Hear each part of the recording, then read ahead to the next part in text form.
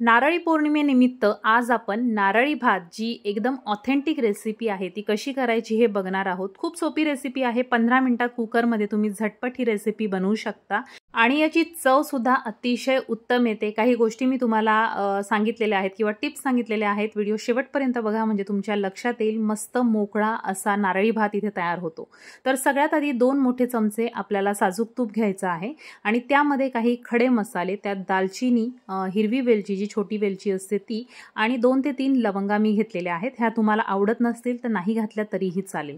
त्यानंतर काही dry fruits, त्यामध्ये काजू, बदाम आणि बेदाणे जे असतात ते मी घातलेले आहेत आणि मगज भी जर तुमच्याकडे असेल तर घाला, नसेल तर स्किप केली तरीही चालेल। ड्रायफ्रूट तुमच्या आवडीनुसार तुम्ही कमी जास्त घालू शकता। आता इथे एक संपूर्ण नारळ मी किसून घेतलेला आहे। तुम्हाला पाहिजे तर तुम्ही इथे खोवून सुद्धा वापरू शकता।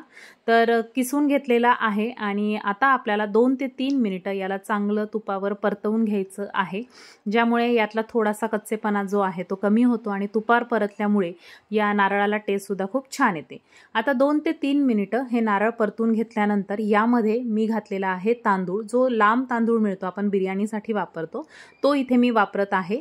आणि नारळी भात करायच्या आधी याला मी स्वच्छ 2 ते 3 पाण्यामध्ये धुवून मी याला भिजत घातलेलं होतं आणि आता याला पुन्हा 2 ते 3 मिनिटं आपण चांगलं तुपावर परतवून घेणार आहोत। आता यामध्ये मी चवीसाठी किंवा गोडीसाठी गूळ घालणार आहे। तुम्हाला जर इथे साखर घालायची असेल तर साखर घालू शकता। तर जेव्हा आपण तांदूळ धुण्याच्या आधी 1 वाटी जेवढा तांदूळ घेतो तेवढाच मी गूळ घेतलेला आहे। तांदूळ शिजल्यानंतर तो दुप्पट होतो, परंतु जेव्हा आपण तो कच्चा घेतो तेव्हा तेवढ्याच प्रमाणात मी इथे गूळ घेतलेला आहे। तर इथे जेव्हा आपण हे सगळं मिक्स करतो, यामध्ये पाणी घालतो, तेव्हा तुम्ही चव याची बघू शकता की गोडी तुम्हाला जर अजून हवी असेल तर ती तुम्ही तिथे वाढवू शकता, त्यामध्ये गूळ किंवा साखर पुन्हा एकदा घालू शकता। परंतु मला आता एवढं प्रमाण अगदी व्यवस्थित वाटतं आहे। जेवढा कच्चा तांदूळ आपण घेतलेला आहे तेवढाच गूळ इथे मी वापरलेला आहे। आता इथे पाव चमचा जायफळ पावडर आणि पाव चमचा किंवा अर्धा चमचापर्यंत तुम्ही इथे वेलची पावडर घालू शकता आणि ही सुद्धा छान मिक्स करून घ्यायची आहे। जायफळ, वेलची यातला कुठलाही फ्लेवर जर तुम्हाला आवडत नसेल तर तुम्ही इथे स्किप करू शकता। आता 1 वाटी तांदूळाला मी 2 वाट्या इथे पाणी घातलेलं आहे। तसं गुळालाही पाणी सुटतं आणि यामध्ये आपण खोबरं घातलेलं आहे, त्याला पण मॉइश्चर आहे। त्यानंतर केसरचं दूध मी थोडंसं चमचाभर घातलेलं आहे, ऑप्शनल आहे आणि यामध्ये थोडासा पिवळा रंग घातलेला आहे, ज्यामुळे याला आपल्या नारळी भाताला खूप छान अशी चव येते। तर आता मी कुकरचं झाकण लावून देणार आहे।